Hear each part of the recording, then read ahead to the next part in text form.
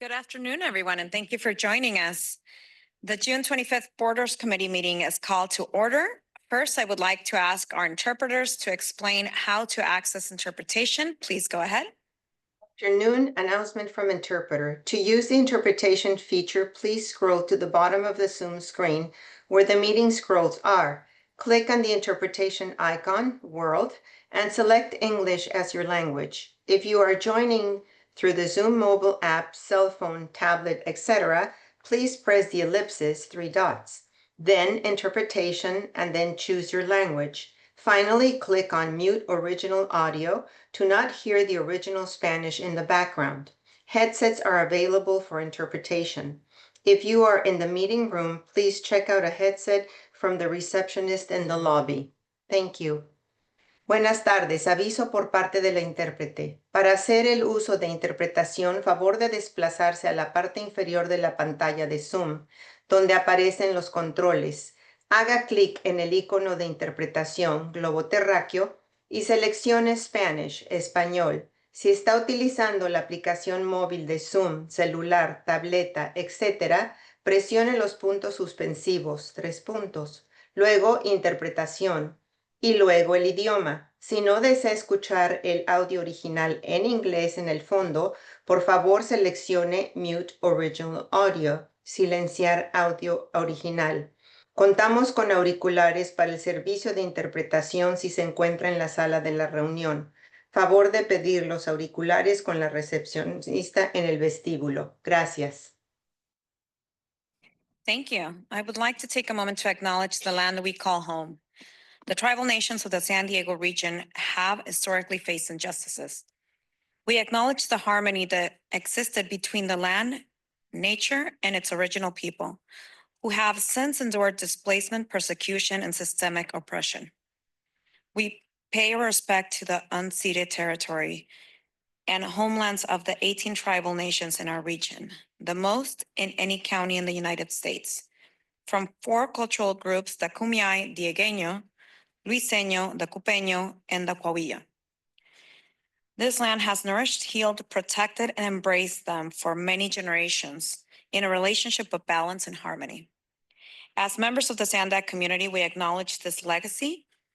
We aspire to learn from Indigenous traditional knowledge and experiences in undoing the injustices of the past. Now, please stand and join me for the Pledge of Allegiance. Ready, begin. I pledge allegiance to the flag of the United States of America and to the republic for which it stands, one nation under God, indivisible, with liberty and justice for all.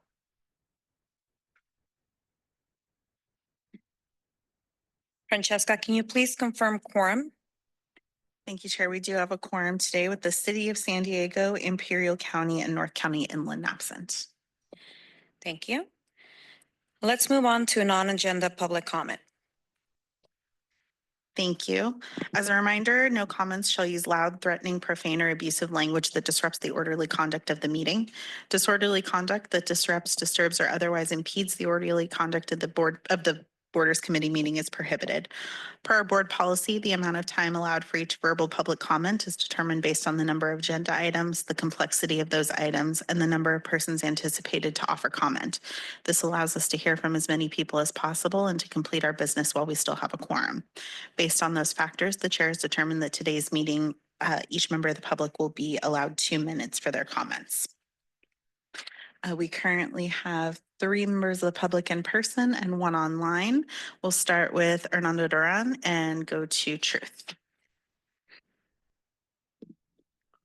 Hello, my name is Hernando Duran, Director of Tijuana Verde at Tijuana Innovadora.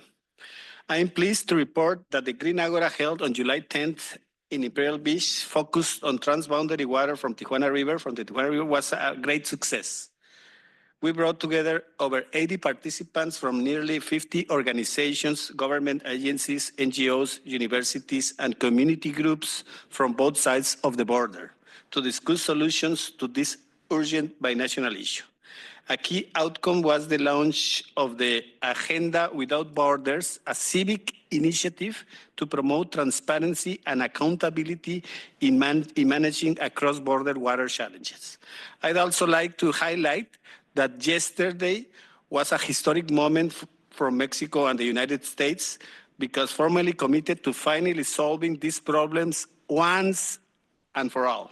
While encouraging it underscores the importance of strong civic oversight as citizens on both sides, we must remain vigilant to ensure that these long-standing commitments led to real lasting results. We are now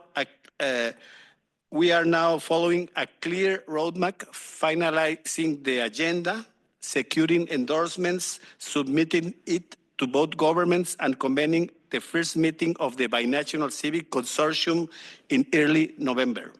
This consortium will serve as a permanent platform to monitor actions on key water infrastructure, promote accountability, and support proper sewage system operations so the estuary and the Imperial Beach are no longer exposed to pollution.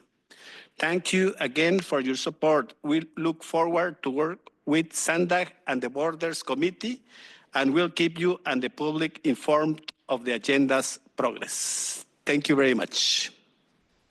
Thank you. Our next speaker will be Truth, followed by Blair Beekman.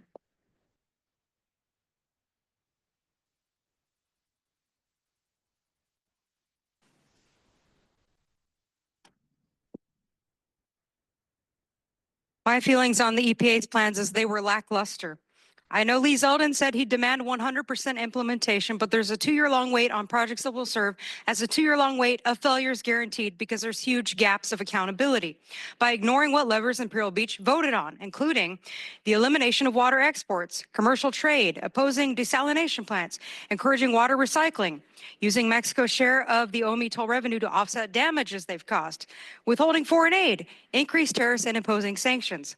Because playing nice with Mexico hasn't worked for 90 years, and it's not going to work now. Public health also cannot wait another 2 years. But Becky from Baja answered 57% of my questions. That would be an F. Some answers were not very direct, but I'm glad she responded. I have yet to respond back, but it's on my to-do list. Where do you think Mexico's sludge will end up after they run out of room to bury it in the ground? I appreciated Becky's invite to visit the SAB plant, but I found it interesting to be invited at a time when Mexicans were looting American expatriate businesses. Maybe it's a coincidence. For out-of-touch Carolina, beaches open helps tourists. Non-toxic air helps locals live. To say that on August 28th there's going to be fresh air was incredibly offensive and a flat-out lie. Dumping an extra 10 million gallons of Mexico's blended sewage into our ocean is not a solution. The numbers show that the highest concentration of hydrogen sulfide is not at the Tijuana estuary closest to Mexico, but at the pier where the ocean is. Because contrary to Paloma's lies, the number one source of pollution is not the river, it is Mexico. Americans could clean the river and it'd be polluted with the Mexico sewage the very next day. But you see, when you look past what people say, the content is that if you say it's the river, then it's our problem. But if we look at the source, then it's their problem, which is who it should be dealing with, not us. And I understand it's a very complex topic, hence the lack of questioning and input from committee members from North County. That tells me, Mario, that SANDAG must present an overview of the sewage situation so that everyone can understand and help find real solutions. Now I'm going to eat pizza. Thank you. Thank you. Our next speaker will be Blair Beekman, followed by Andrea Ebbing.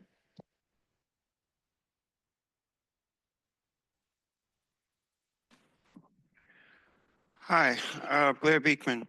I've spoken here often how we can be coordinating at SANDAG with Mexico on environmental concerns, and what's described here. First public comment, good luck in those efforts. It really sounds like it can do something really interesting and hopeful. Thank you. And good luck to SANDAG's continued work on their environmental committees that they have with Mexico that can be really interesting. Since the South Park incident in San Diego over 6 weeks ago and the more recent incidents of LA, I think most people of San Diego and within the county have a sense at this point there is a current ongoing dialogue around de-escalation, healing, compromise, civil protections, data collection privacy rights, and already well-established best practices for Custom and Border Patrol agents in local California neighborhoods. As I think we can all see and agree at this point that to continue the use of over-militarized federal customs agencies in our local California neighborhoods will simply continue to invite escalating violence on all sides for the remainder of this summer. Good luck how we can be working on these sort of issues. I think we're making headway. Good luck. With data collection practices, you had an item here at Public Safety last Friday or so that talked about wanting our new practices of data collection at the state level with arrest record issues is being questioned, and it was questioned here by staff. They want to create a new set of standards have been created in how arrest records can work, civil rights standards. They want to hear it. SANDAG want to kind of question that, and I think we're not quite at the right time to question that. Maybe in 6 months' time it can be better. Can we focus on civil rights that protects all people who are in this country at this time first? Thank you. Thank you. Our final speaker will be Andrea Ebbing. You can go ahead.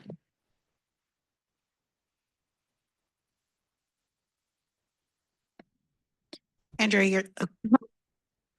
Hi, my name is Andrea Ebbing, and I just want to speak on the border relations as they relate to opioid distribution between San Diego and Mexico.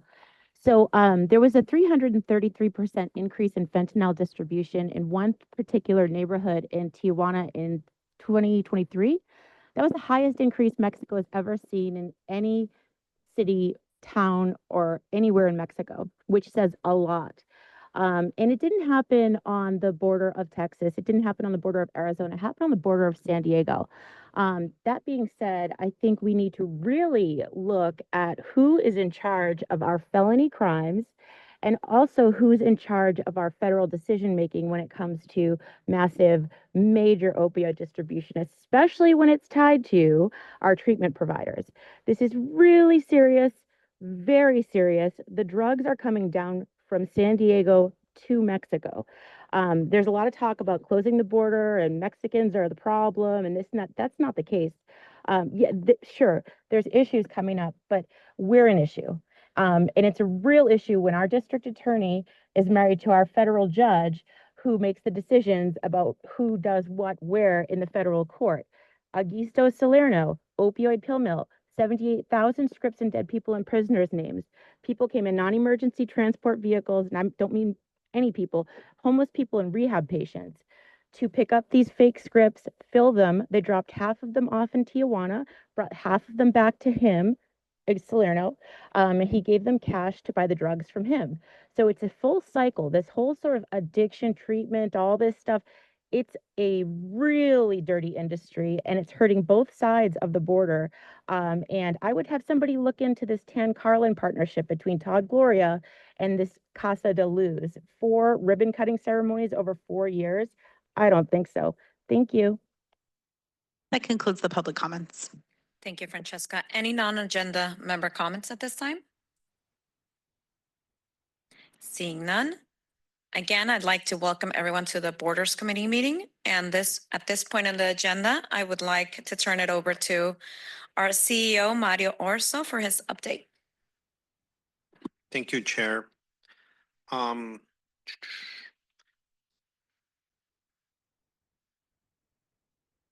would like to just, I'm checking the sequence here on my event. I think it was already discussed, the agreement that the U.S. and Mexico went into, this memorandum of understanding for the Tijuana River issue. We will be sending board members a recap, a summary of once we get it and we evaluate it, we'll probably develop a white paper or get the EPA white paper and forward it to all of you. This is something very important, but here at SANDAG, we continue to be committed with this subject, and our team is working on our border resiliency task force. Next week, we'll be having a meeting on this one. Chair, you will be leading that meeting. It's my understanding that you'll be coming.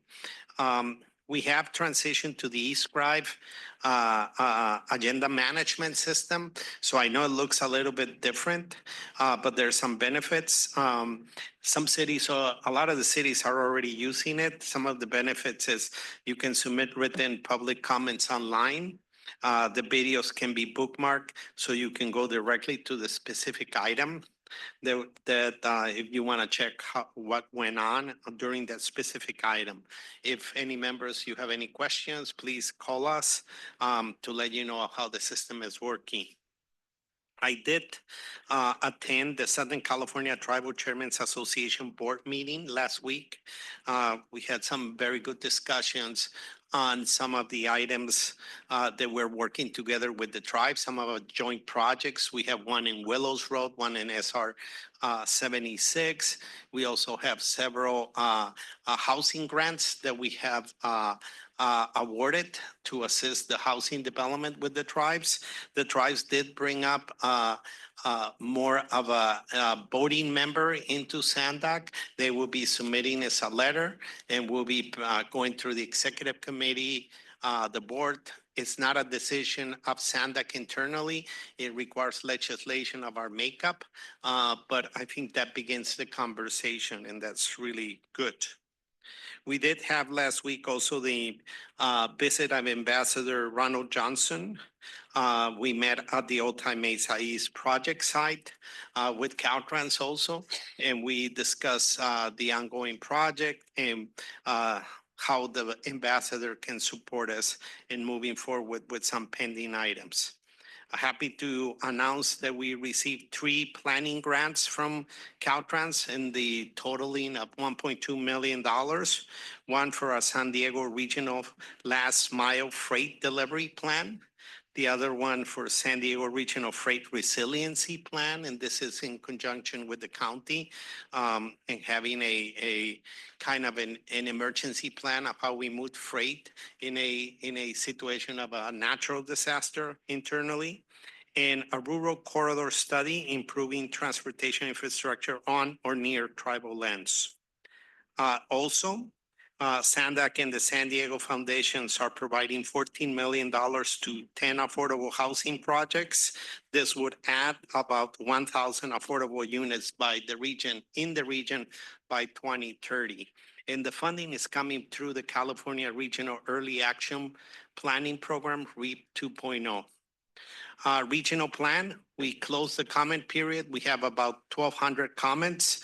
We had multiple workshops in the region, as well as some virtual workshops with our neighbors. We had virtual workshops, interregional partners with Orange County, with Riverside, Imperial County, as well as in plan with the city of Tijuana. The next step is to release the environmental impact report and open it up for a 45-day comment period. Something, a kudos to the team is on the Bayshore Bikeway Barrio Logan segment project. The crews successfully removed 2 pedestrian bridges at Harbor Drive and 32nd Street with making it look like it was seamless on a weekend. So that was quite an endeavor, and it's really helping with the mobility at Navy Base San Diego. Those projects are funded with federal funds. We need to meet ADA requirements, and those bridges were not meeting ADA requirements. And thank you for the Navy on partnering that. On the Elvira to Morena emergency project, drilling is expected to begin next week to stabilize the wall movement. And the community, want to continue to remind the community to be alert at that zone. We have a one-way traffic control in that area. So we really appreciate the community's patience and vigilance in that area. And as a reminder, August is our we don't have no meetings, no board meetings, no committee meetings, with maybe one exception. So we'll begin our board meetings in September again. That concludes my comments. Thank you so much, Mario, for these important updates. And overall, 1,200 comments for our regional plan in 2025. I'm always insisting, even in our city in Chula Vista, we don't have enough feedback from the public. So 1,200 comments makes me happy to see. So thank you so much for that important update. And now we will move to the consent agenda. Approval of the meeting minutes. Francesca, do we have any public comments on the consent agenda? Thank you, Chair. We do have one public comment. Blair Beekman.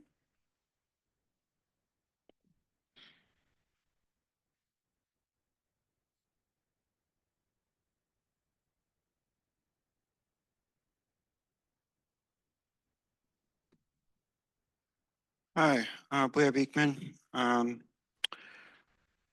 comment, a thank you to SANDAG overall for the work that you do with cross-border issues. On this meeting minutes, you have Calexico intermodal transportation center ideas, plans, and US-Mexico transborder pollution environmental crisis issues. Thank you for the overall diplomacy that you try to create here at SANDAG with Mexico. The way that you can work with Mexico, I think just gives great examples to the cities of the county how to address our issues. And it's really needed. And I really like it. It's really nice to be here for it. And so thank you. I traveled to Calexico a few times, and it's nice that you're working on these things and it can be here. About the pollution environmental crisis issues, what I've tried to mention a number of times, really good luck on coordination and communication. If we have those two things going and that being explained here in the public meeting process, I mean, that's just 3/4 of the battle right there. I mean, to have a clear understanding and knowledge is really, really helpful. And we have a way, I've lived off and on here for 30 years, and there's just a way that these kind of things just kind of take a dive and become secretive and not ever talked about ever again. And then they come up 5, 10 years later, you know? So I hope we can be working on just a real clear, open dialogue, and that could be okay. And we don't fear that. There's a number of reasons why we don't do that. And this hopefully can be a time just to have those conversations open, and it can be safe. And good luck how we do that at this time. We're trying to work on accountability. Good luck in your efforts. Thank you. Thank you. We have one virtual public comment. Andrea Ebbing, you can go ahead.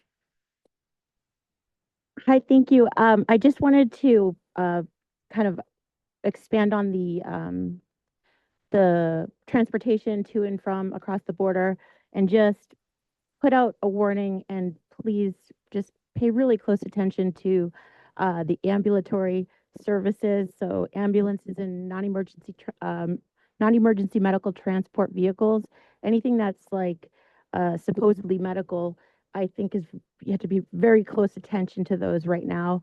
I think those are being used to smuggle both humans and drugs across the border to and from. So that's all I really had to share. Thank you. That concludes the public comments. Thank you so much. I appreciate our community's involvement in the public comments. And are there any border committee member comments? Seeing none.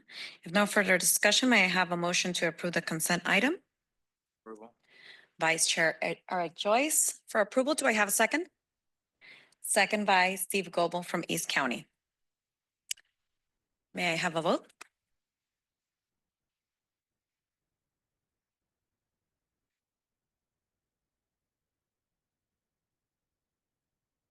That motion passes unanimously with those members present. Thank you, Francesca. We will now move on to the next item, number 4. This report is of great interest to our San Diego region, but it is focused on the communities in the North County coastal zone. And it is perfectly timed now that we are entering the summer season. However, I would like to give the floor to my friend Eric Joyce, Deputy Mayor of Oceanside and Vice Chair of this committee, so that he may introduce and welcome our guests. I know this is a topic he is very familiar with. Without any further ado, Eric, the floor is yours. Thank you so much, Chair. Thanks everybody for being here today. I'd like to be the first to welcome you to the Borders Committee. And we have with us today Courtney Becker of SANDAG, Leslia Meyerhoff of the City of San Clemente, and Susan Brodeur of the Orange County Parks, who will be presenting this item on the agenda. Thank you again for being here, and especially those that had to travel. I know it's a long way. We are also joined by a few other special guests, Councilmember Victor Cabral of the City of San Clemente, and a familiar face in the region, Andy Hall, who is also out of San Clemente, but he was previously served as the city manager in Imperial Beach. So thank you so much again for joining us today. I thank you for making the trip. We really appreciate it because this project is so important and it goes beyond these borders, right? And so we recognize that hearing it with this committee is a fresh space, but we've been working on it for so many years. Some of you may know that SANDAG led two previous efforts on the regional beach sand projects. And this third one is really exciting because it does include our neighbors to the north with the Southern Orange County contingent.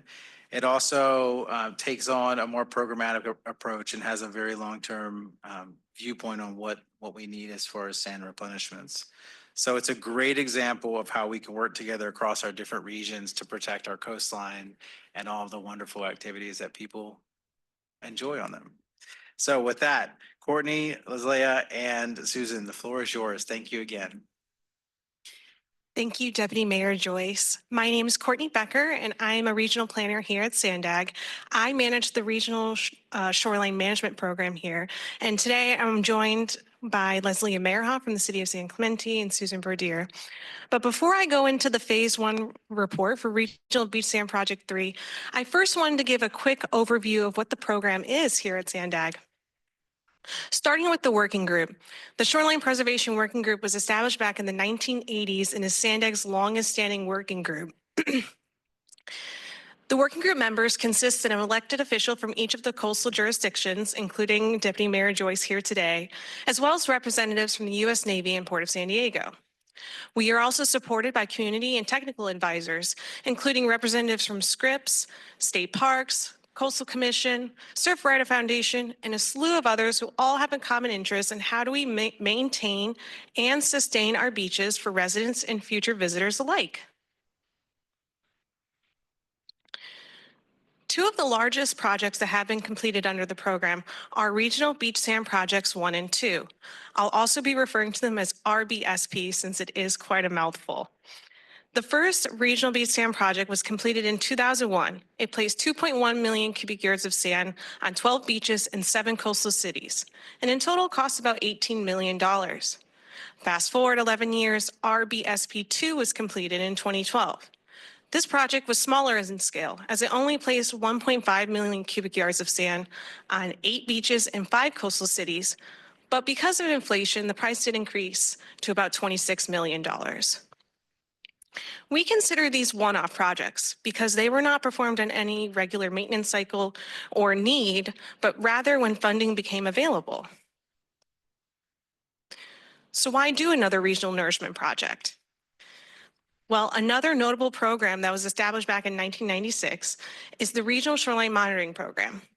This program is funded by our local coastal cities to perform biannual shoreline monitoring surveys to measure beach width change and shore and zone volume change over time. Of that program, there's 29 years worth of data collected, and that data shows that to maintain the width of our region's beaches, nourishment projects need to be completed every 5 to 10 years. Now, I can tell you the science and the numbers of why our beaches are eroding and why it needs to be every 5 to 10 years, but what better way than to show you? On the top, you'll see 2 images. The left is Grandview Street in Leucadia, and the right is Oceanside Boulevard, both taken at high tide in 2014, so 2 years post Regional Beach Sand Project 2. Fast forward 10 years, at high tide, at those exact same locations, the beach are gone. It's completely eroded away. So because of this noticeable erosion, and since it's been over 13 years since the last Regional Beach Sand Project, the Shoreline Preservation Working Group directed SANDAG to initiate another, being Regional Beach Sand Project 3. SANDAG began this project by developing 3 phases, mirroring Regional Beach Sand Project 2, starting with phase 1, which is to perform the preliminary planning activities. This phase was funded by by the participating coastal cities and will be completed next month. Phase 2 will focus on obtaining environmental clearances and permits, as well as engineering and design. And phase 3 is the construction and post-monitoring surveys.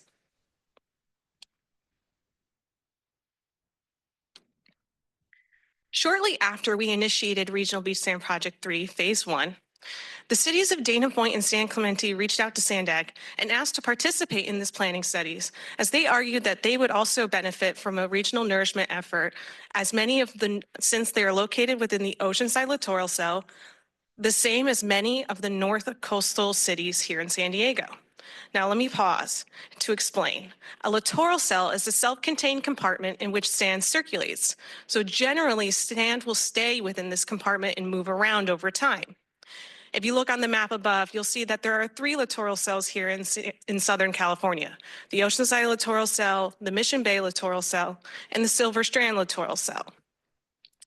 The Oceanside littoral cell expands from Dana Point to La Jolla Point, so generally sand will stay within that compartment. So recognizing and understanding that by nourishing the entire littoral cell with sand, it would also benefit all of the cities within that littoral cell. So because of that, the cities of Dana Point and San Clemente were incorporated into the Phase 1 planning studies for Regional Beach Sand Project 3. And on to the draft results for the report. Let's start with the proposed sites. Regional Beach Sand Project 3 proposes to place 5.8 million cubic yards of sand on 18 receiver sites extending from Dana Point to Imperial Beach. And just for perspective, that's about 4 times the size of Regional Beach Sand Project 2. If you want to separate it, San Diego has 15 receiver sites, placing 4.3 million cubic yards of sand, and Southern Orange County has 3 receiver sites, placing 1.5 million cubic yards of sand. Now, regarding the economic analysis results, this was performed by creating a benefit cost analysis using similar methodologies that the U.S. Army Corps of Engineers and other federal partners use to evaluate the economic value of projects by comparing their expected costs and benefits. When you perform a benefit cost analysis, you will generate a benefit cost ratio. And generally, anything above a 1 is considered a cost-effective project. Overall, for RBSP 3, including Southern Orange County and San Diego, the BCR is 5.7. So that's a very cost-effective project. The report concludes that by nourishing 15 beaches here in San Diego, it will generate $1.6 billion over the next 10 years, and that there is a need to maintain San Diego's beaches to sustain its economy, which is a pretty impactful statement when we're considering initiating another regional nourishment project. After the June Shoreline Preservation Working Group meeting, the draft report was released to the participating coastal cities for a 45-day review period. During that time, SANDAG received over 150 comments on the report.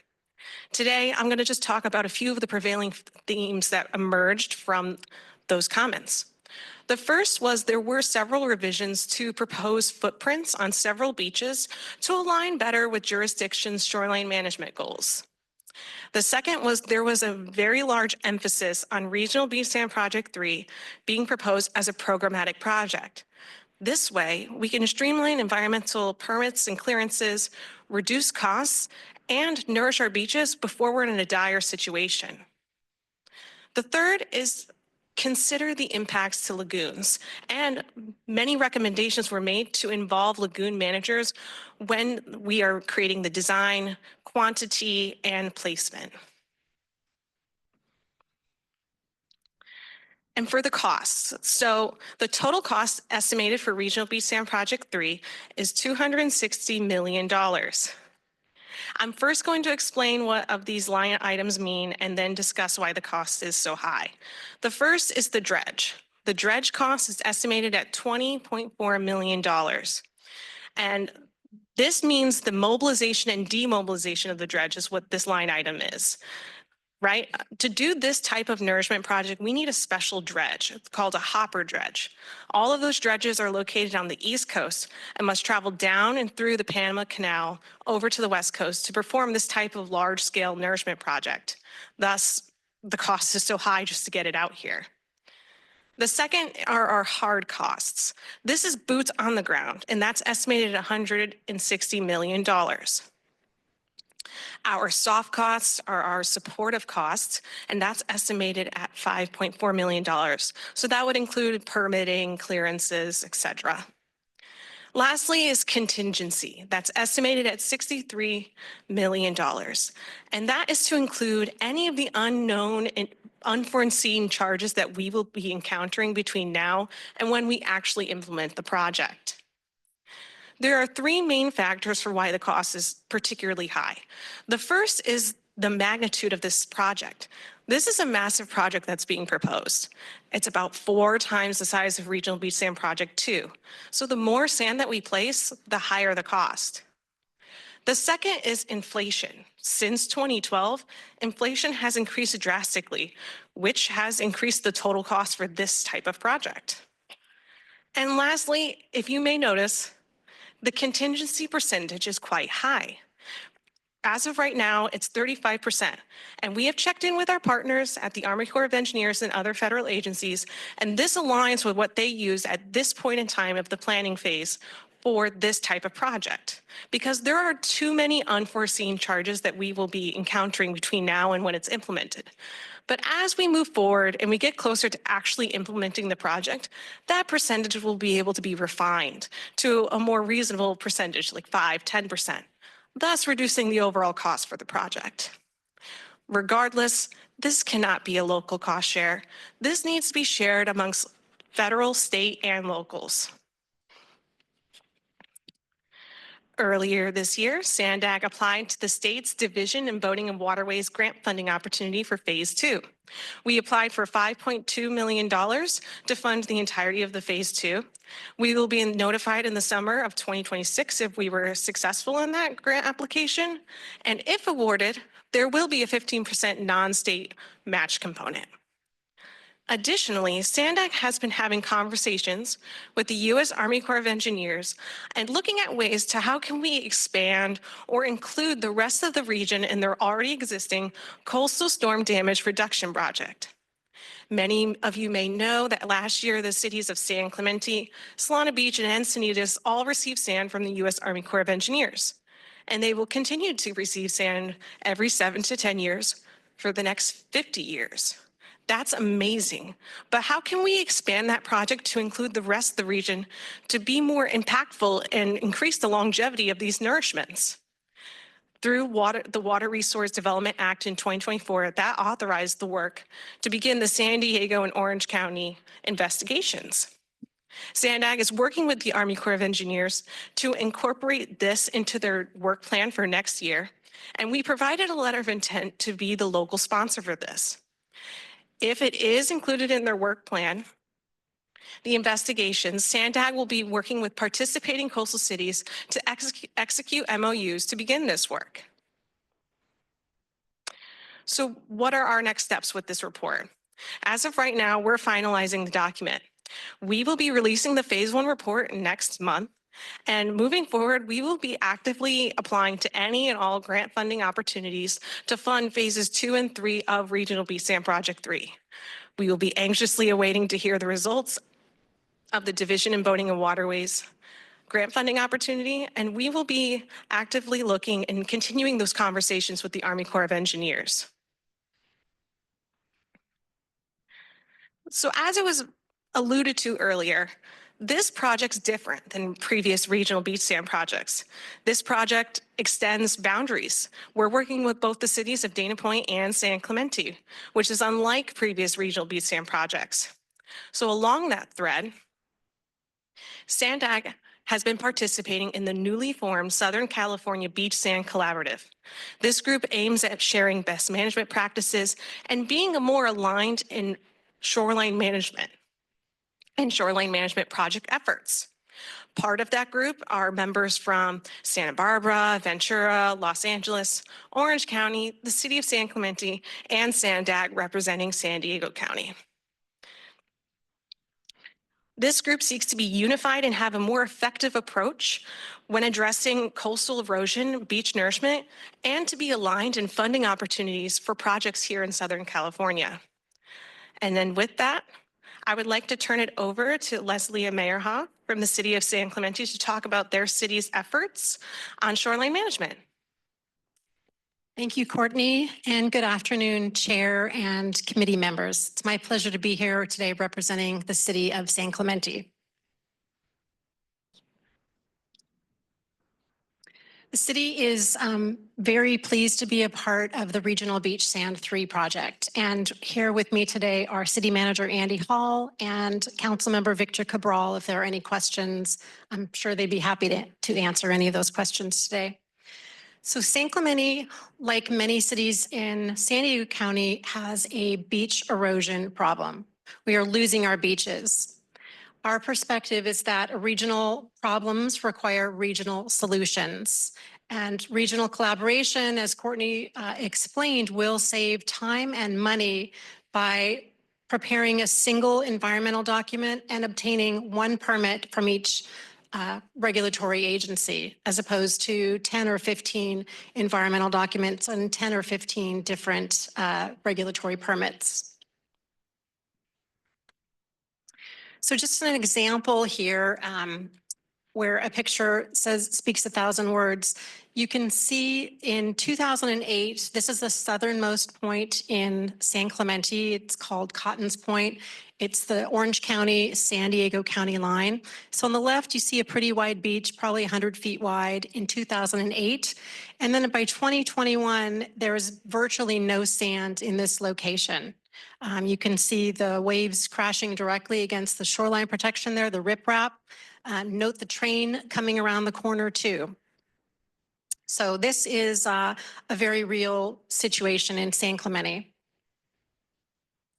So to address the beach erosion in San Clemente, as Courtney also mentioned, San Clemente partnered with the Army Corps of Engineers and state parks beginning in about the year 2000, about the same time Solana Beach and Encinitas joined the federal government in trying to rebuild the beaches there.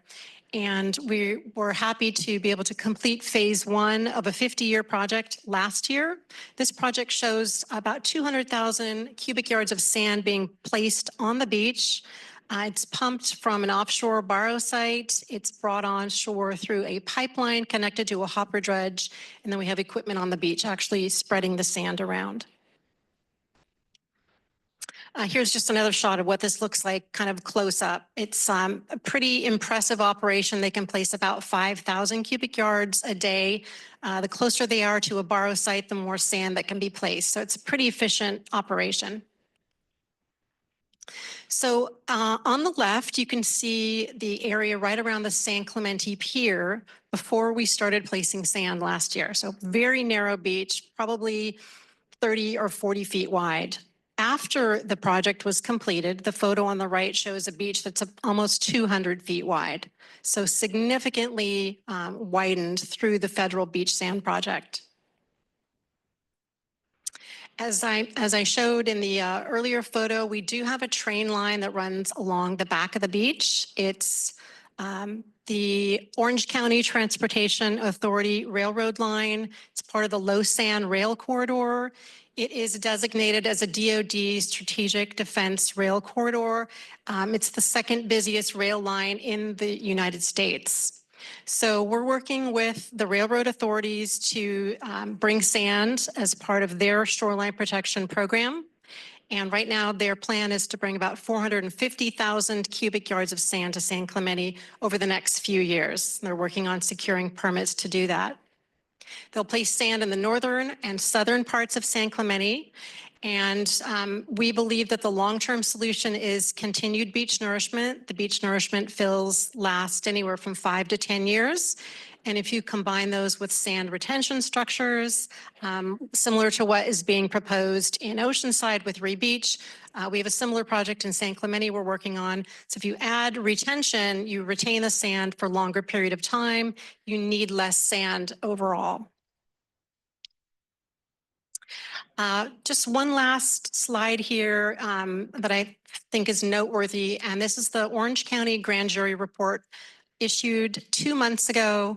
They note that because there was only one dredging company on the West Coast at any given time, there's a lack of competition, which has schedule and cost implications for jurisdictions, for SANDAG, for counties, for the state of California. It will inhibit effective beach nourishment. Beach nourishment is not a new technique. It's very proven.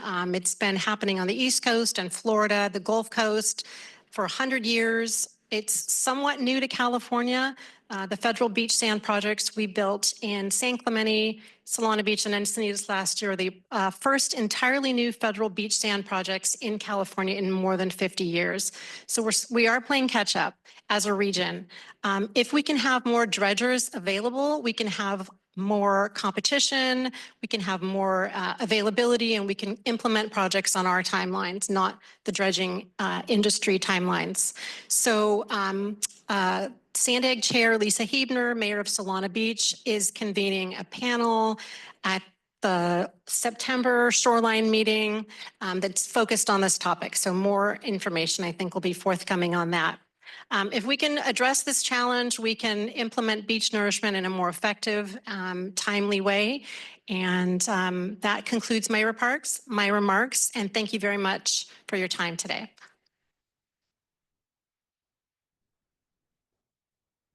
I will now be turning it over to Susan.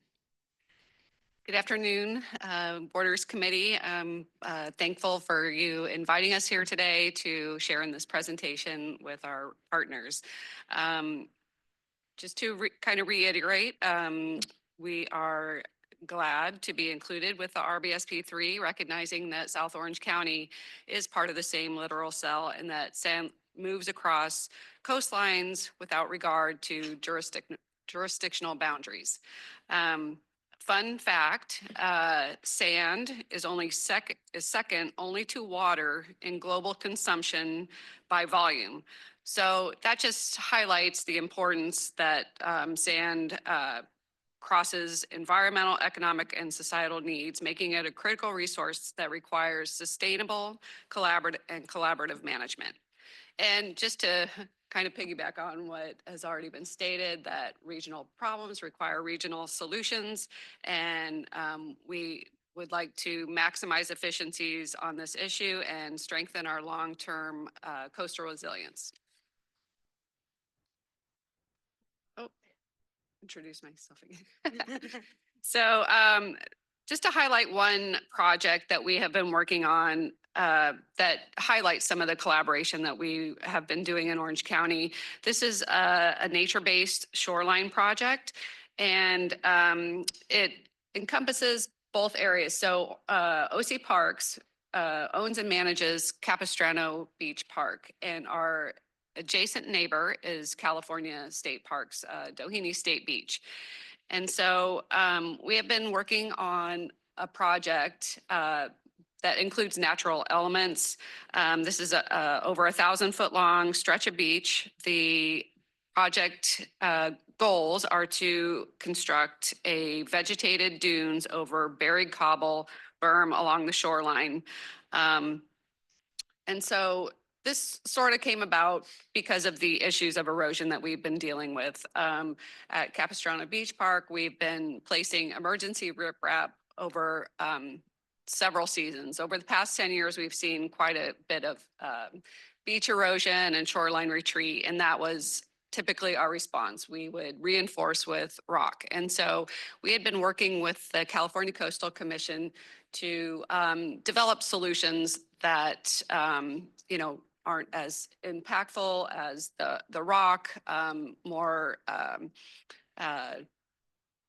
environmentally friendly, things like that. So we've been working on this project. we have approval from the California Coastal Commission for this project. And we have been seeking funds for quite some time. So in 2021, we applied for a FEMA BRIC grant, the Building Resilience in Communities grant. And we're notified last year in 2024 that we were awarded. So the goal was that it would be in two phases. Phase one is the design and permitting, and phase two is the construction. Well, not too long ago, we received word that this program is going to be ending. We were happy to hear, though, that we were able to pursue or complete the phase one design. And so we have a team working right now to finalize those design plans. And hopefully by the end of the year, we will have a project that is shovel ready. And so along those same measures, we are still seeking funding opportunities. We have a state grant through Ocean Protection Council, and we are now pursuing the construction part through another FEMA opportunity, the Hazard Mitigation Grant Program. Okay, so back in 2013, as part of the statewide effort on California sediment master plans, one of the recommendations from that plan was to build a governance structure for Orange County. We saw that our neighbors to the south, SANDAG, had this great model all up and down. LA County has sort of a governance model, and then of course there's Beacon to the north. And so we applied for a grant, again through OPC, to develop the South Orange County Regional Coastal Resilience Strategic Plan, another mouthful, sometimes called so crisp. Or this strategic plan is designed to help guide the creation of a regional collaborative focused on beach restoration with the goal of coordinating efforts to improve coastal resilience across Orange County. And again, this is intended to close the gap in Southern California with an Orange County group. Oops, okay. So we're currently working on that formation of a South County Beach Coalition.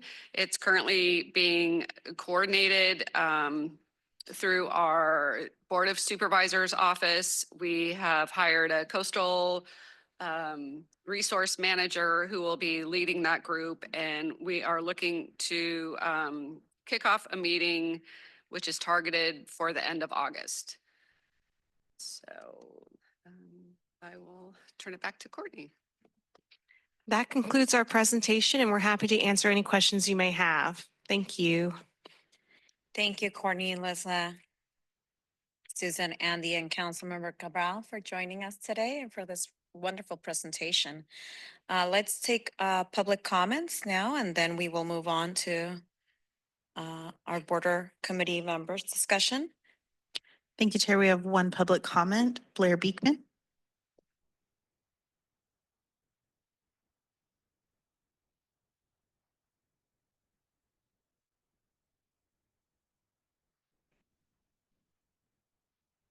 Hi, Blair Beekman. This item was presented either last week or a few weeks ago at a committee meeting. Nice presentation. I wish it was a bit more informative on the need and urgency of why we're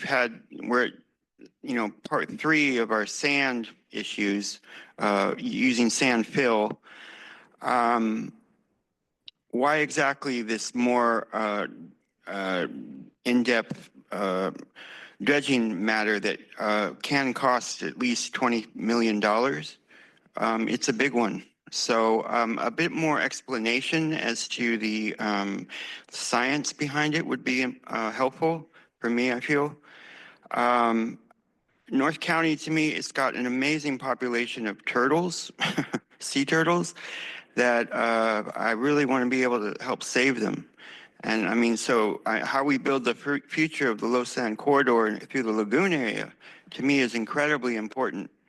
And so this is a part of that importance, what we can do environmentally. I hope this can be done well and sensitively, and you want to practice those skills when talking about it in public. There's a real way that we talk about our issues these days here in these sort of public meetings. We don't at all address the environmental concerns and the environmental needs. We really, you make a concerted effort to skirt that subject. And like with my tech accountability things, it's nothing to be afraid of. It's not that politically hot of a topic if we really get down to it. And to make the clear science of it, why we need to be doing those things, it can be okay. And we can set a good standard by doing that. Good luck how you can be doing that. And good luck that SANDAG has 2 committees working with Mexico, at least, that are really good committees on these sort of matters. Good luck how they can be involved too. Thank you. Thank you. That concludes the public comments. Thank you again for this very informative presentation. And before I turn it on over to any questions or comments from our board committee, I would just say our beaches are valuable assets. They drive tourism, provide our communities access to nature, and serve as essential buffers against coastal erosion. Projects like these are vital to preserving public beaches, the access long-term, and protecting key infrastructure, including coastal rail lines. The interregional approach taken here, spanning San Diego up into Orange County, exemplifies the forward-thinking collaboration needed to address regional challenges. I look forward to future updates as we move to implementation. And now I will open it up to any board member comments. Colleen Wallace from Riverside County. Whoop, whoop. Because I love water and I love the beach. My one question so far is, what made the grand jury even look at you? You know, how did that come about?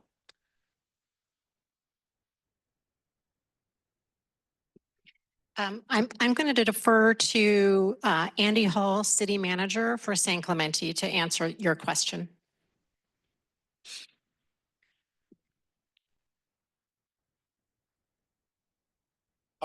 I'll just stand here. It's just as easy. So the Orange County grand jury has been looking into a lot of the environmental issues in Orange County recently and what they can do to try and improve the not only sustain the tourism that happens, because that's a big part of Orange County, of course, but they also wanted to understand why it's such a challenge, why it's not happening, why it's happening more on the East Coast. And so they interviewed each one of the city managers that have coastal jurisdiction, wanted to understand what our barriers were to getting sand on the beaches in Orange County. And that's where it was identified that we just don't have the infrastructure here to put sand on the beach. For instance, the dredging operations that they have on the East Coast and other parts throughout the world. And that's going to continue to be a big challenge for the state of California as we experience sea level rise and coastal erosion. We're a little bit behind the rest of the world and we need to play catch up. Thank you. We'll turn it over to Steve Goebel from East County. Thank you, Chair. Nice presentation. Thank you for coming down and sharing. With only one dredging company on the West Coast, why aren't there more? What's the obstacle? I think that there was a point in time when the state of California actually had its own dredging operation, and that is no longer, the state no longer has its own dredge. So probably the biggest reason is that the East Coast has embraced beach nourishment as an important part. Of course, in Florida and South Carolina and some of those areas, it's critical to their survival. And they have embraced beach nourishment, I think, a bit quicker than the West Coast.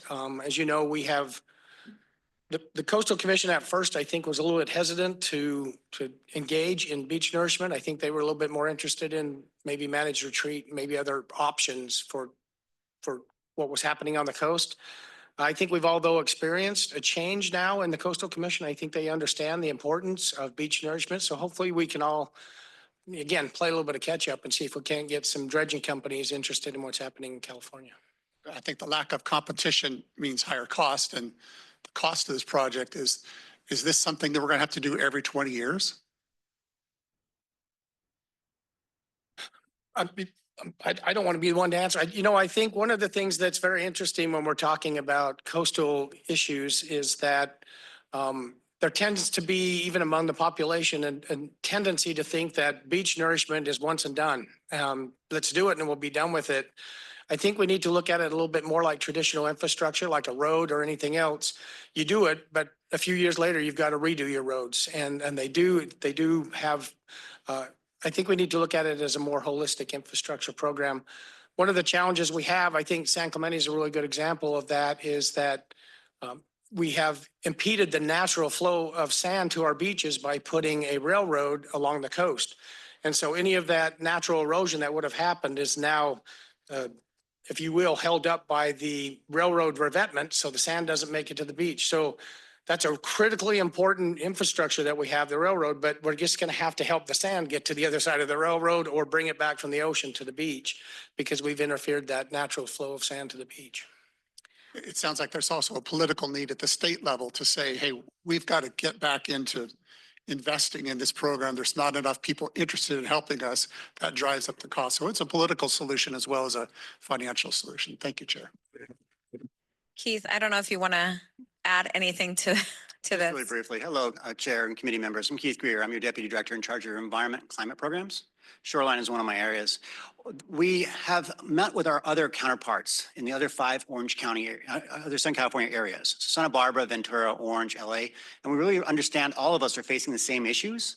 And it's a very simple solution to do in terms of beach nourishment, but the funding is not there, at least on the west coast of California.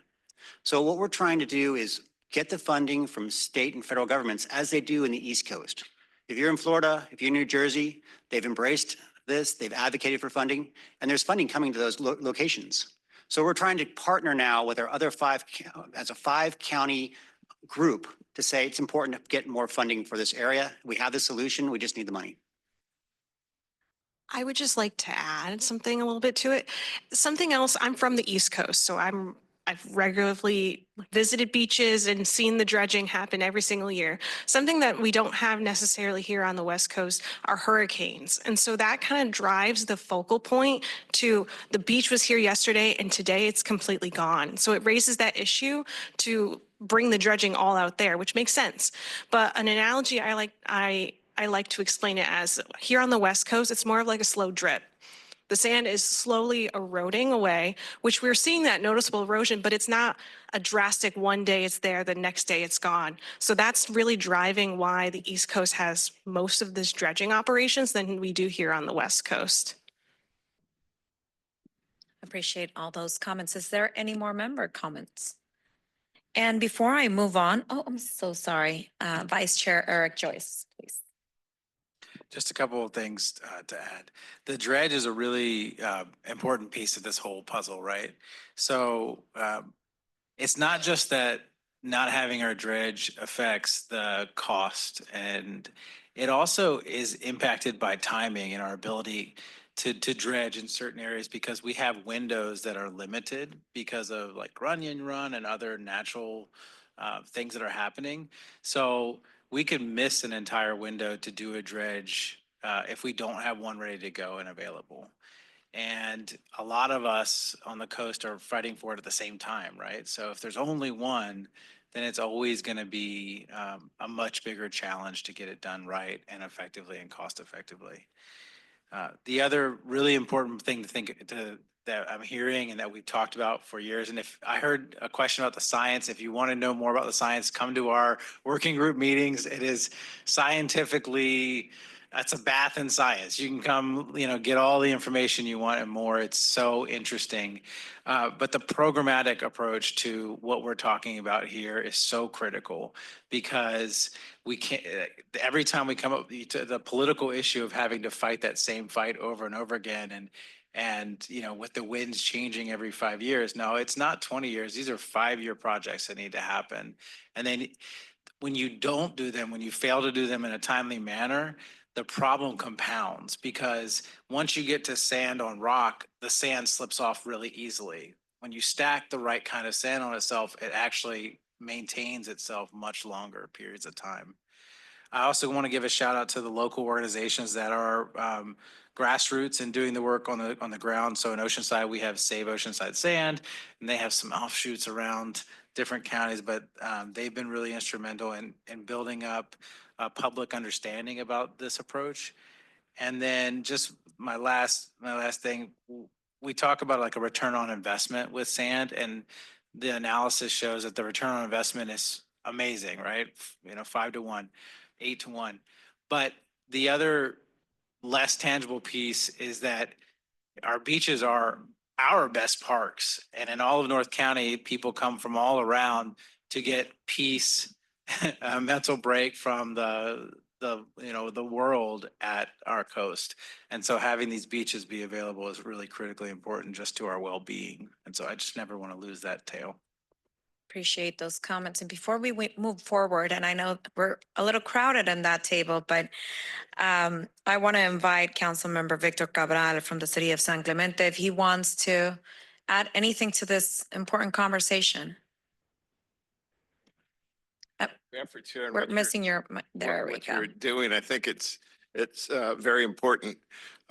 We've been at San Clemente working on this for a lot of years, and we can share our knowledge. And I know everybody has a little bit of knowledge and experience, and if we can share all those experiences through this committee, I think that's a great thing. The only other thing I would add is that tourism and what's coming up in the next 2-3 years with the World Cup and the Olympics. San Clemente has the honor of being the home of the surfing at the Olympics, and so what we've learned through this process is that all of California, all of Southern California has the opportunity to benefit from those Olympics. Countries are already lining up to say where are we going to go this year, next year, the following, until the year of the Olympics.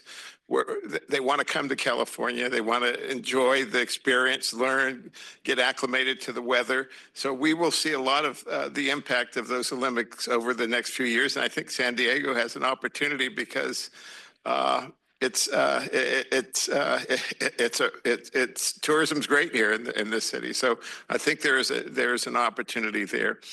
Also, this weekend, we had a great event in downtown San Clemente on the beaches.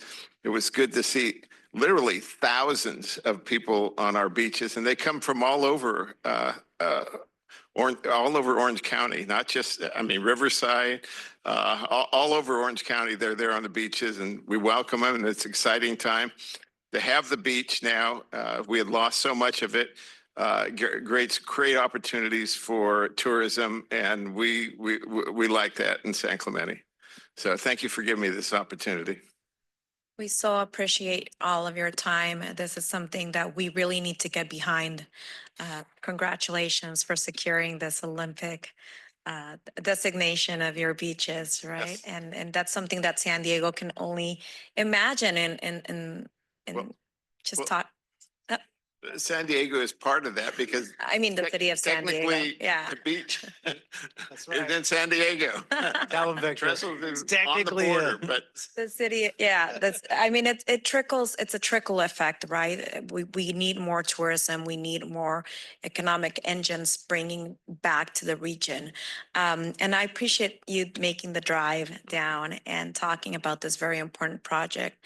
And as we can all imagine, we need to get behind this and actively be advocating for all the funding and everything that's needed. So I'm happy to talk to our CEO to see how we can incorporate this conversation with the board of directors as well. And if there's no more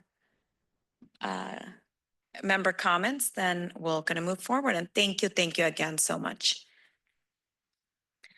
I will now introduce our next presenter, Caitlin McCauley from SANDAG. Caitlin is bringing us a very innovative topic today that I would describe as a proactive planning effort. The San Diego Advanced Air Mobility Framework and the Strategic Implementation Toolkit. These tools are designed to help prepare our San Diego region for future technologies, or perhaps for technologies that are already here and we need to be ready for them. The floor is yours. Good afternoon, everyone. My name is Kate McCauley. I'm a senior regional planner here at SANDAG, and I'm excited to talk to you today about advanced air mobility. So what is advanced air mobility, and why do we care about it? Advanced air mobility is next generation aviation. So we're thinking everything from drones, like drone as a first responder in Chula Vista, to the next generation aircraft, which right now are eVTOL, which is electric vertical takeoff and landing, and even future concepts of aircraft that haven't been envisioned yet, but may in the future.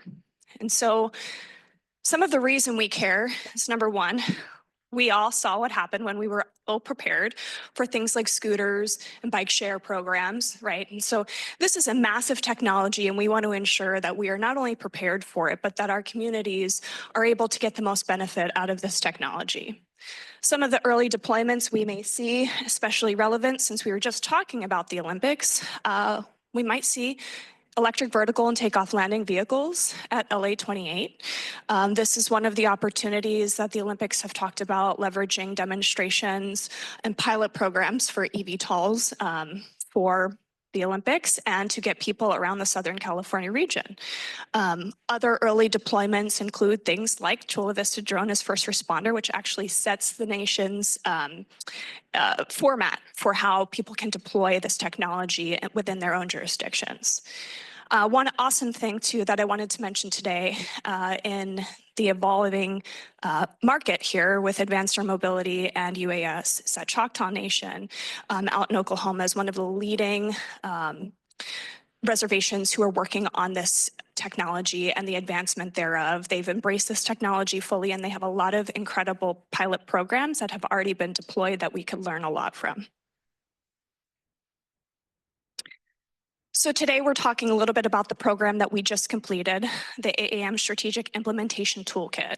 And this is a practical guide to really help our jurisdictions start their planning initiatives for advanced air mobility.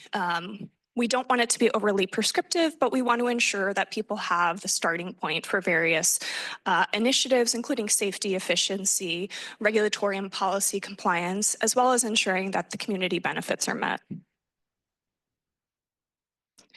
So when we started this project, we took a look at where the market was. Again, this is an emerging market, so we know that as it evolves, we need to evolve alongside of it. So we took an approach to drafting a market and industry assessment that wasn't a static document.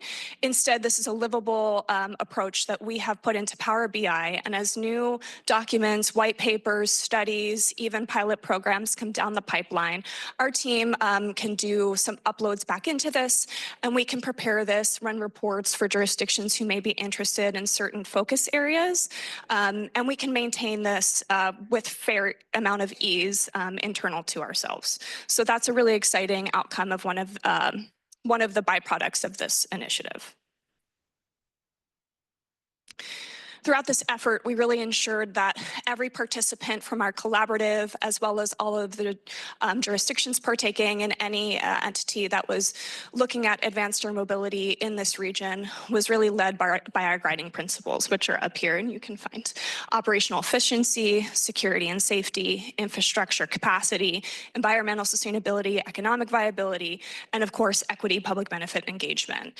We really ensured that all these core tenets were something that were mentioned throughout not only the entire initiative, but as we had conversations with our industry participants and our jurisdictions to ensure, again, that these were the leaders and not driven by industry.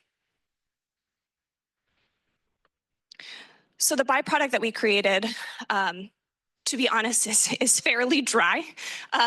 Advanced air mobility is highly technical, as I'm sure you can imagine. And when you start to talk about infrastructures and all of the back end that goes into that, there are an incredible amount of considerations. And so we talk about everything from operations and the required certifications to what standards and policy may look like, what the frameworks that may be recommended in the future are, the roles of each of level of government as we look at it, right? The federal government, they really supply the regulatory framework that we are all meant to operate within.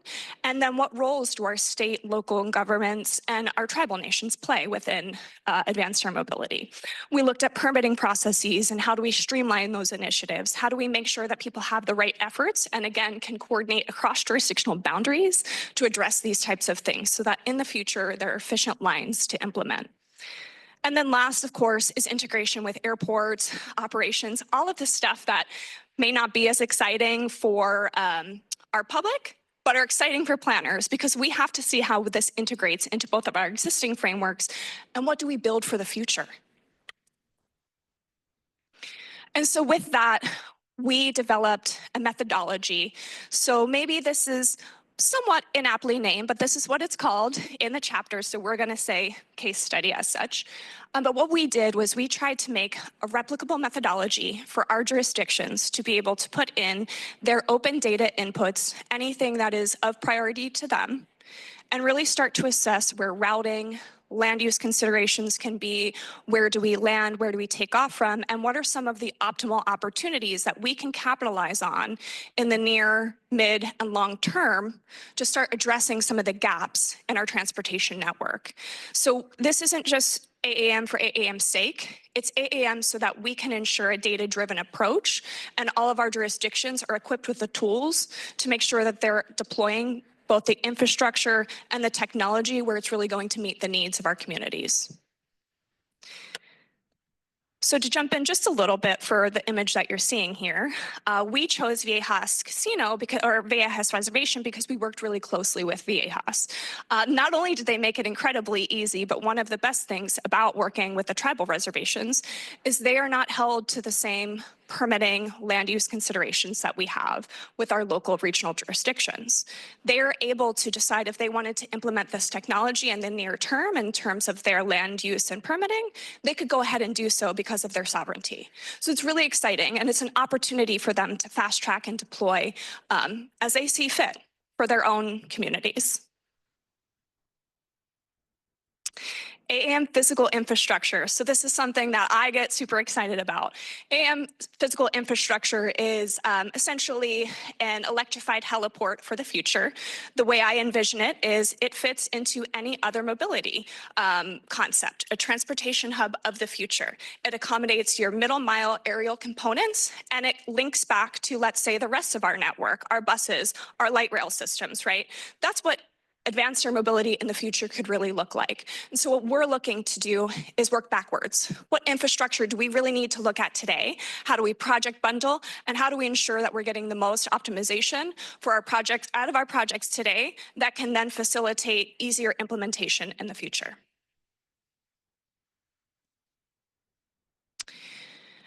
And so the last part of this document actually synthesizes all of this information. It takes all of the dry stuff, the engineering materials, the policy frameworks, and the regulatory considerations, and it boils it down to kind of an easier, digestible pathway for our jurisdictions to start taking a look and saying, okay, well, what are some of our visions? How do we start to address our governmental considerations around this technology? You know, what are some of the regulatory needs that we need to start looking at today? So this chapter 5 within this whole document, again, is a small short guide that if jurisdictions are curious today, we could provide you as a standalone document to kind of walk you through as an abbreviated opportunity. And then some of the potential use cases that we saw coming out of this. You know, again, there are a considerable amount of gaps in our remote transportation network, and we recognize that. And so how can we leverage this technology in the future to address some of our accessibility gaps, from emergency response capabilities to supply chain gaps? Is there an opportunity for goods movement in the future or freight, right? So it may not look like it will today, but how do we ensure that our plans evolve alongside the technological capabilities?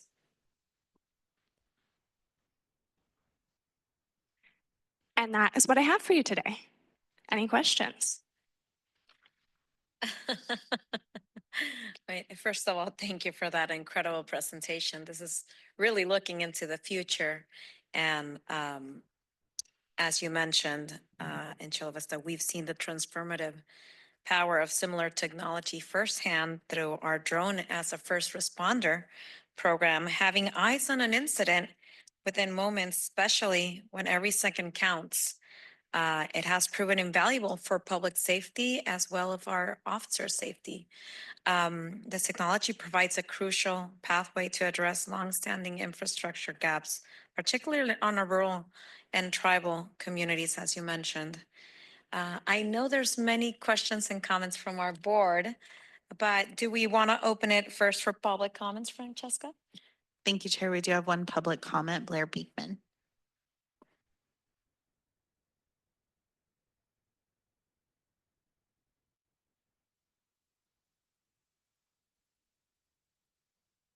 Hi, Blair Beekman. I learned some nice lessons from the previous item. Thank you. I can possibly speak softly in my asks next time for things, my questions. For this item, I was a bit surprised by it. It was a nice presentation. I thought it'd be a bit more detailed, but a good start to understand what this is how this is going to be a part of our future. In the San Francisco Bay Area right now, they are at the forefront of the future of driverless vehicles. I mean, their taxi service is starting with those things. So it's kind of here, and I don't know what sort of time frame is this sort of project on? Is this in the next 5 years or 10 years? Those sort of if that can be as a question. The data involved with these automatic vehicles, the data collection and need for data collection points and technology is really vitally important. Perhaps talking about the technology involved for this item can be useful. It certainly is for our smart city projects. I hope you can make a very special point when you talk about your smart city projects that you do offer the technology involved as well, and not just talk about, in more broad terms. To conclude, mixed income, I think, is an important topic that I think we can be working on with Mexico, and with Tijuana especially, very well at this time. Mixed income ideas. Good luck in those efforts, how that can relate to transportation needs for this sort of item overall. And thank you for your time. Thank you. That concludes the public comments. Thank you for those valuable comments. And I'm gonna start off by asking something that I don't know if I missed it. So how do you coordinate traffic, air traffic? I mean, That's an excellent question. So I don't get too far into the technicalities, but there is a back-end system, and it is it's called a USP, which is it's a service that's provided. It's like the future of air traffic control. So drone companies and AAM companies, and again, sorry, I'm translating in real time right now to talk about this system, but they see everything on this radar just like you would air traffic control. And so it's essentially the future of ATC. And the way that they're looking at this technology is for it to be interoperable, not just with ATC, but traffic incident management as well. And so as of right now, a lot of drone companies are making their own technology that then plugs back into these other systems so that that data is feeding in and you can see it real time. I could talk to you about this one all day, but it's pretty ingenious because this way their technology can be unique to them, but then they're able to plug and play so that they're not handing that operation out to other technology companies. So often that intellectual property is owned by either the drone original equipment manufacturer, the service provider, so think not the people who make the buses, but the people who operate them, or in the future, they will try to be plug and play alongside of our ATC systems and our local jurisdiction traffic management ingestion. But as of right now, that's not something that SANDAG directly supports. We address it through having folks who are subject matter experts come in through our Advanced Air Mobility Collaborative. So we had run an entire Advanced Air Mobility Collaborative that had subject matter experts from industry who not only built the systems, but also were building the back-end systems to help support. And so they take a lot of the information that we are able to provide as a regional jurisdiction and say, hey, here's where we are. And they start to think about those inputs and how they're going to impact what that's going to look like to plug and play in the future. So a lot of it is industry driven rather than coming up from our end. But I will say that NASA is taking the charge as the federal agency who does the interoperability with that.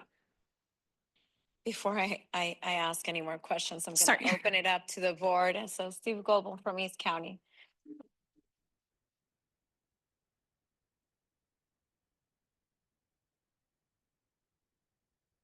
Thank you.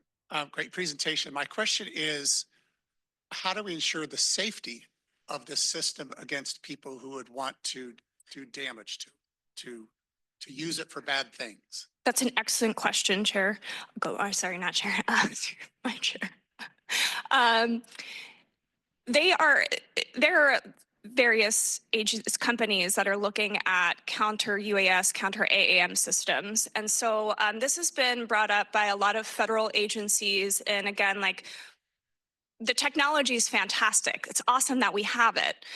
But to that point, what are the cybersecurity notions? What does that all look like? So the federal government has challenged various companies to go out and start making these products that could interfere with the technology and the capability, and it would essentially impede some of those connections that the data would go in, and it would say, okay, we can't. Anyway, suffice it to say, this is a massive challenge that is still not addressed within the industry because the Federal Aviation Administration is so focused on getting the initial aircraft through the type certification process. So just enough worthiness and certification so they can fly in the sky. So with that, we have a competing agenda from other organizations, federal organizations that are saying, well, that sounds great, but what happens if it comes into DoD airspace or something to that effect? So the answer is counter UAS, counter AAM measures. There are companies that exist that I don't need to list here, but they do work specifically on this technology. I will say it's not fully evolved, and that's part of the reason I believe that we're seeing a delay in implementation, especially when we look at it from some of our federal partners and the concerns that they have, which are incredibly valid.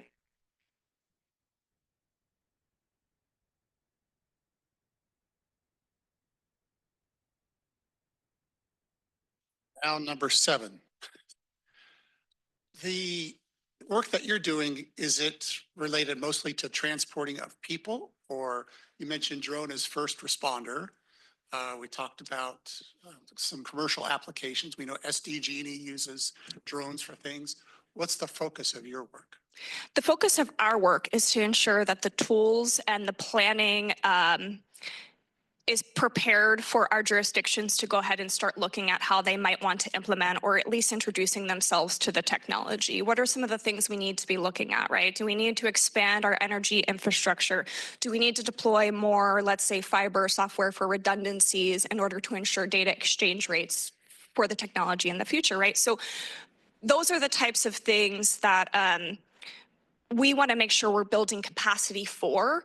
And that, again, in the future, these aren't just kind of dropped in the backyards. We've had time to take a look at it. As the technology evolves, our planning initiatives can evolve alongside it. So the toolkit really just provides a jump-off point for our jurisdictions to not only know where to start, but how to speak about the technology, right? There's a very specific vernacular because you're dealing with a federal regulatory agency that defines everything very down to I'm sure working with DOI or something, you get a similar legal term, right? And so it helps our jurisdictions orient.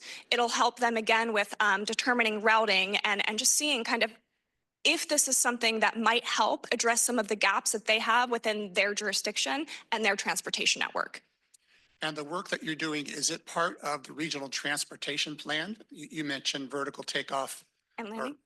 Verta hubs. Yes. Are you considering that as part of, as you look at mobility hubs and the future transportation plans? Is that part of your work? Hi, I'm Tuere Fawola, Deputy Director for Regional Planning, and since my team oversees the regional plan, I think it would be appropriate for me to respond to that one. So we do acknowledge that technology is underway and it's a future thing for consideration. And so there is some language within the regional plan that addresses advanced air mobility, but the actual service and the operations, we do not have a way of capturing and including that as part of our network. And so certainly mobility hubs and the concept of being able to embrace future technologies, that's what the strategy and the toolkit that Kate has put together in the team. And we're just acknowledging that that is out there and it's something for consideration, but it's not currently part of our regional plan network. Any other member comments? I have a Colleen Hall, question. it's Riverside County. So, is this gonna counsel FAA where, or, you know, like in the airports where it is? Girl, shut your mouth. No, I'm sorry. I'm just Oh, nodding along is as it I go- oh, okay. process. Is it gonna, you know how the people are directing the airplanes TSA? in? Is this gonna affect that? It's an excellent question. So we actually work alongside the airport. They were a primary partner on this. As of right now, San Diego International Airport is tapped out. It has not 1 inch of space left on it. So the way that we are looking at it here is, you know, this is an intermediary. Let's start the planning process. But to answer your question in full, I think that a lot of airport planners are planning for that in the future. We're not there yet though, right? I think it's going to be a very scalable approach. I think it's going to start with small demonstrations, point A to point B. And I think as the technology expands and the capability expands, and on top of it, like, how do we fund this stuff? We don't know yet, right? And so those are the types of things that throughout time we'll start to address and we'll start to look at. And I think it will evolve the airport footprint generally. We just will have to figure out what that will look like in the future with our regional airport. Any other member comments? Vice Chair, Eric Joyce. So exciting. Okay, I won't go into the full like air car conversation, although I'm extremely tempted. I want to say just thank you so much for doing this work. I really hope that everybody's paying attention to the work because the way that technology works is it seems like it's the future, it seems like the future, and now it's like everybody already has it. We should have had a whole plan together, and these are not in airports anymore, they're in our front yards. So I really appreciate the thoughtful nature of the presentation, and as a home to a small airport, I can very clearly see this in my brain of like driving down the road and seeing this come out of our own spaces here. So I think it's really interesting the way you talk about the future of air traffic control, knowing how much of an issue that has been for our country right now. So, you know, how is this interplay taking all of the industry into the future? And I just, again, want to say, like, I hope everybody's paying very close attention because the last thing we want to do is have this incredible technology. We have the incredible ingenuity of our country ready to go, and it's the red tape that's just tying everything back. So let's get it figured out ahead of time. And thank you for doing the work. Supervisor Joel Anderson. Thank you very much. I had a couple quick questions for you. I appreciate that you considered Viejas. Did you look at Gillespie Field at all? There's 70 acres available. Some of it can't be fully developed because there's water pipes, water mains going under it. But something like this could be developed on top of it. Or do they need more space than 70 acres? I love the questions you all are bringing today. We didn't necessarily look at Gillespie Field directly, but we did work alongside our aviation partners who may have an interest in the technology. They don't necessarily need that amount of space, to be honest. I think part of it is being creative. Again, the early stages of this technology, you want to start with those demonstrations that might not necessarily need a lot more than pulling out a car charger, which could facilitate a great opportunity and pilot at Gillespie Airfield if that's something that's of interest to them. We did talk directly to the city of San Diego because they happen to be redeveloping Brown Airfields, and they took a very special interest in advanced air mobility because of that opportunity. And so perhaps that's something we may see there. I don't want to speak for the city and I don't, but I do think that it's for our general aviation airports and our smaller airports, it is my personal belief that this could be a really great opportunity for them to capitalize on. Like Brownfield, Gillespie has a warehouse district around it. And when you're thinking in terms of Amazon and deliveries, it would be a nice marriage that you have a place to store your product as you're shipping it. The second thing is, did you take in consideration, it sounds like you did, the amount of power, whether it be liquid fuels or electricity? You know, so many of this technology is electric, and yet, you know, if you have it in the inner city, there may not be a power source. Yes, actually, we looked at various different fueling sources. So not just electric, but what will it look like potentially in the future if we do move more towards hydrogen, and what does that, what preparation does that require, right? And again, so the future aircraft, we're talking about what's in development today, but this doesn't necessarily mean that we're preparing for the concepts of tomorrow. So we look at various different electrical capacities, again, from hydrogen fueling cells to SAF, which is sustainable aircraft fuel. So those are the types of things. Yes, they were considered. We delve as far in as we can, given where the standards currently lie and where the technology really is. So there's enough premise to start jumping in. But again, it's something that we're kind of like, hey, flag this. We should be considering these things today. Well, I think you did a great job. And I'm just going to share a quick story. Years ago, I was asked by SDG&E to do a letter of support because they wanted to build out their electrical infrastructure. And when I asked them where were they going to put the charging stations, I immediately accused the person of not driving an electric car. No matter how you think about it, no matter how advanced you think you are, the moment you buy an electric car, you realize that doesn't work. And it's really like this. And so the work that you're doing, the creativity, the future thinking, we're not going to get it 100% right. But I appreciate that you've looked at it from so many different angles. Thank you. Well, I see. I'll have a comment. You know, this is the kind of forward thinking that I appreciate what Supervisor Anderson mentioned, that we like to see. But the final product, what's next?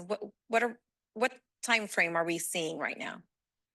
The product's actually complete. We are now showcasing the product. Well, this is part of the showcase to get the information out. And as we have interest coming in from jurisdictions, it's my goal to meet with them more one-on-one to understand where they are and what type of interest they have. And we can delve into different parts. I mean, I must have read this document 362 million times. So it's exciting for me to be able to talk about people who show interest in it, from our jurisdictions to our tribal nations. This is a really awesome opportunity. It's something I've been doing for a really long time, and I'm really passionate about seeing people want to innovate. And even if it's just the small steps, let's help each other get there. I mean, I'm excited and looking forward to see how this would favorably impact lowering our carbon emissions as well. Yes, Steve Goble from East County. Thank you, Chair Kate. Are there any industry associations, conferences, conventions that we can find out more from an economic development point of view? Yes, there are. AUVSI is an organization I've worked with quite a long time. They're kind of the leader in advanced air mobility and UAS technology in terms of consortia. They do a lot of work here in San Diego. They had a San Diego chapter for quite a long time. There are various UAS conferences, and I can actually get you a list of a few. Some are global that are really interesting because you can see the global trends, what's happening in Dubai, what's happening in Europe. The European Union has really embraced this technology. ICAO, who is the international regulator, they've also really embraced it. So they each have different forums to discuss a lot of this, everything from the technology to the regulation.